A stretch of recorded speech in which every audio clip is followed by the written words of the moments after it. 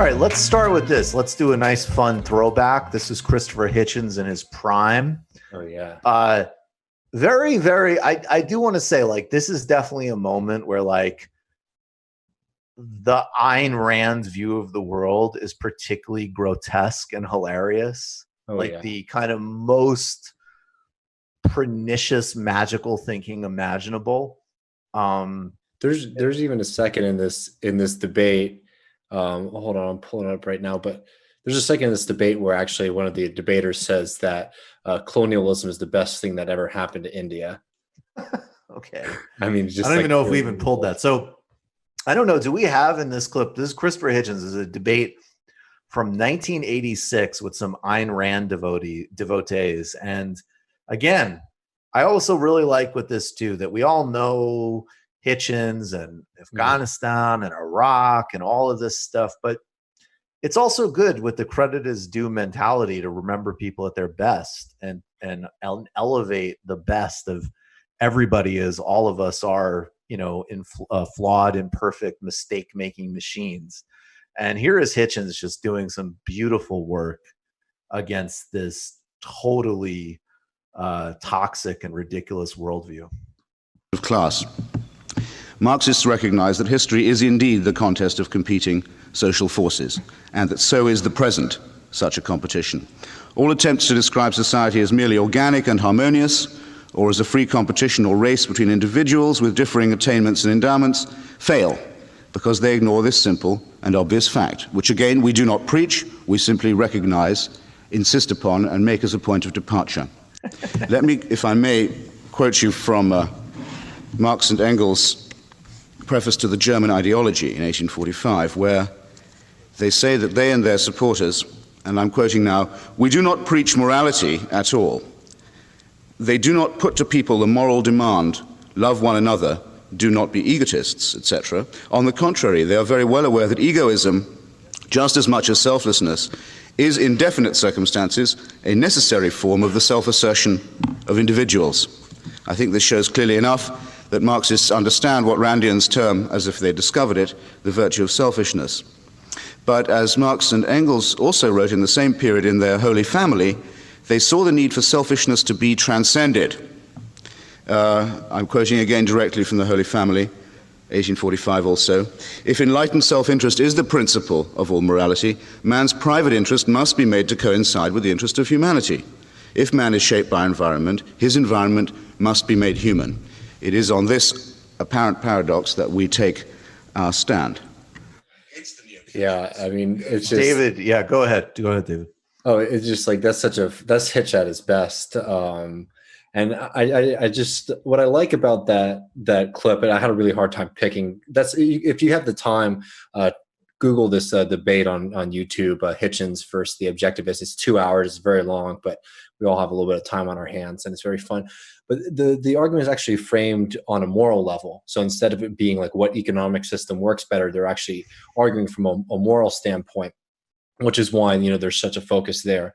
But what I like about this argument that Hitchens makes, and I think makes some ideas very clear that I think some people get confused about Marxism, is that a lot of the argument here is that there are some realities and some things that we have to one, accept, but two, recognize that if we do believe that, for example, society is a process of human endeavor, that it's man-made, it's human-made, that means that we have the ability to change it. Rather than what the Randians do is they say, well, in this system, you need to be selfish to survive. Well, Marx doesn't deny that. And it's something that whenever I've argued with like real capitalists, people who are really involved and engrossed in the ideology and the philosophy of capitalist production and the defense and the apology for it, there's this kind of saying, it's like, well, this is the way things are. I recognize, for example, the way that things are. I can see why capitalists and major corporations act the way they do, because this system encourages them to act the way that they do. And I like the way that Hitchens is sort of able to take that away from them and then say, well, we have the ability to change that. As the Marx quote goes, we recognize that there is this selfishness, but if, we must make society human, basically. I think it's just a phenomenal way of putting it. Naturalize and mythologize. Exactly. You guys have anything else to add? And this is where I think, this is why I'm a student of nature and why I think eco-socialism and indigenous movements can inform our value system, because it's not abstract. It's that there is a degree to my value system that I do feel like it's just how things are. That there's, if we're students of nature, there are ways that ecosystems stay in balance and species can thrive and stay resilient, and there's ways that they can't. And so an example of that would be actually movement generation breaks down the etymology of the word economy, right? So eco means home and nomi means management. So an economy is the management of your home.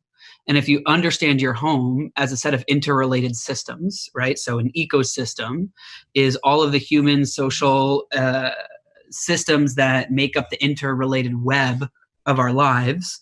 And logi means knowledge. So ecology means your knowledge of home. Then it means we can build a politic of how we navigate a web of interdependent relationships so that we can take care of our home, because any species that doesn't maintain its ecosystem dies. And so it doesn't need to be some abstraction of right and wrong to bring you into a value set of building a society that supports and nurtures care and cooperation, even if in human nature there's a diversity of ways of being that it can include competition. And so that informs my orientation to those values. Yeah, I think this is where it's really important to do. I mean, actually, again, it's kind of an extension of what I'm pointing to in my book in a way, which is like, I am not into standpoint epistemology and different perspectives that say that even though we all have unique trajectories and experiences, obviously, I think there are pretty universal aspirations and desires that are pretty common across all humans. And I also think that different economic systems do broadly work in similar ways. Like, we can make observations about a feudal system or a capitalist system that are, sure, they're mediated by culture. Like, of course, if you go to a meeting with the Dutch versus the Japanese versus the Ghanaian versus the Texan, there's going to be different, cues or whatever. Absolutely. But there's also like the capitalist function in all of these contexts. And so I guess what I'm saying is, I think, though, where we have to, and that's where I'm kind of like with Hitch in a way, which is like, even, perspective, again, because whether you're naturalizing it as like, this is just who we are, biologically we compete, so therefore we have capitalism, or society kind of works in this preordained organic way that we have to conform to and not change. Like, we both can totally see the major reactionary potentials in both of those kinds of narratives, and that's how they've been used historically. I mean, that's the tradition that Hitch is coming from, that he's reacting to, right? It's like the great chain of being. The monarch, like, God's here, and then the monarch's here, and then we have to respect these orders. Or science tells us something about us being competitive, so we have to have an economy like that. I think what's missing, or what needs to be added to it, not that insight is really important and can't be subtracted. I think the addition we need to make is, I mean, as an example, in a way that, and again, it's tricky because we can't idealize anything, but there are narratives and ideas that say come from like a First Nations people about ecology and how we relate to the world, that is actually telling us there is a different fundamentalist starting point of how we talk about these things, and that it is actually totally not only valid but really important. And by the way, that might actually correlate with other insights from science, because we know that science is infinitely more complicated than, hey, look, these chimpanzees, they fight each other for dominance, and that's it. We know that people, there's cooperation in nature. We know Lynn Margulis's work, as well as competition. So I think in a way, you can both take the real truth of what he's saying that does apply to a lot of repressive systems, and also see that, on the other hand, just as a broader understanding of science could be really liberatory, a much broader understanding of narratives about what constitutes wholeness and what constitutes order can also have a totally different function. And incidentally, if we want to, as always, globalize our struggle in an actual way, we better start thinking on those terms. Like, there's a reason why when we talk about Julius Nyerere, his socialist project in Tanzania is taking from his understanding of indigenous agricultural systems and different terminology of community. Those feedback loops are always going to happen, and we need to integrate both. I would just add to that. I mean, I think that the understanding, especially in the context of that debate, is that there has been such a destruction in philosophy, in popular philosophy, in the way that most people are instructed and taught how to think in school, for example, the destruction of the idea that society, community, or everything is actually, it's a cooperative effort. And there's been a myth of individualism, right? And I mean, that's the fundamental project of neoliberalism, right? Is to destroy any idea of the community, to destroy the truth that we actually are in a cooperative project, whether or not we like it. The fact that the actions of the Americans or the actions of the Soviet Union, these massive economies and production apparatuses pollute and interact with the global environment, the fact that there's a nuclear stockpile that could end human civilization, society as we know it. The fact is that we live in a world that is very much connected, and there's lots of different, communities and understandings and histories that exist within that. But I think the fundamental point, especially of like the Marxist project, is actually recognizing that within that reality, whether or not we like it, there is a potential and a radical potential for doing something very positive with that reality, rather than basically, denying it in a way that doesn't allow us to recognize the effect of our actions and our perspectives on the world. But anyways, that debate's really phenomenal, and it's very rare to see Randians sort of get criticized and debated with that kind of fervor, because they really get away with a lot of nonsense and using their own terminologies, and it's clear that they survive very well right now because they're allowed to sort of exist in their own worlds and paradigms and construct them, and it's very easy to smash those, and we should be doing that as much as possible, especially people like us. Yeah, and definitely. Speaking of standpoint epistemology, I like Hitchens best when he's speaking as a Marxist. Yeah, no doubt. I mean, a little bit Marx, a little bit more Marx, a little bit less booze. Well, I can keep this second. Well, that's keeping, I will say, that's maybe not at that level, you bro. You should read some of Marx's, like the retellings of Marx. Okay, all right, sure. Keep your booze, but don't do it at like hotels in DC you think are cool but aren't, or whatever the fuck. I mean, that was Hitchens' fatal flaw. Hitchens, and I think because I was really into Hitchens, and I think because he definitely had that trajectory of like lower middle class, like got into the private schools, but had to be finagled in. His mother was deeply depressed. He was close to her. And she clearly like was not happy with where she was in life and had a lot of fixation on like, but you, my kids, will like fulfill this.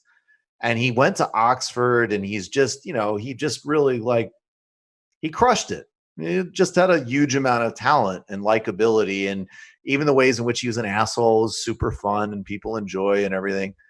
And I think what's funny is like, you realize like you read this stuff in the 80s or in the 90s, and he's just like perfectly skewering everybody, Reagan, Clinton, various, mediocre intellectuals. But his problem was and I think this explains the fixation with the Republicans. Like he would be close enough class-wise to understand that like professional Democrats were like, they just sucked and they knew how to take tests. They were fucking lame. But I think like to the manner born is very hard or to get exercise out of the British system, even if you're a Marxist and this and that. And I think like when you really get into like his writing in that Bush era, it's like he's got a thing for it. Like he's got a hard on for America and for DC and for the right cable contacts and the right dinner parties. And it's funny because you're like, dude, you realize that you're much cooler than these people, right? But he didn't. I mean, that was Coburn's. I mean, just a quick, bow on that is like Alexander Coburn and him were very good friends for a long time, and they fell off over the Clinton impeachment. But before that, Alexander Coburn had been sort of criticizing Hitchens for his fondness and his real desire to be invited to the big literary parties in DC and be in that world. Which, you don't have to go as far as Coburn did, is going basically off into the woods of California. Isn't it funny that Coburn wasn't rich, like it was more bohemian because like his dad was a writer, but like he grew, one, being in Ireland is helpful, but also like Coburn comes from like literary royalty. Yeah, that's true. And it makes a lot of sense. And he just has contempt. Like he didn't have any part of him that was like, no, I secretly like writing for Vanity Fair really is a big deal. Like Coburn's like, whatever, the fuck you. I'll have Counterpunch next to like a weed farmer in Marin because I already get that this is a joke. Like he didn't have that class aspiration that Hitchens had. Yeah, and that's why he lasted. Well, they both actually succumbed in pretty tragic ways. I mean. Yeah, but we read him more now. You just watched a Michael Brooks show video. Subscribe to get them all. Why wouldn't you? Don't be foolish. Click subscribe below and become a patron as well. Patreon.com/TMBS. Thanks, everybody.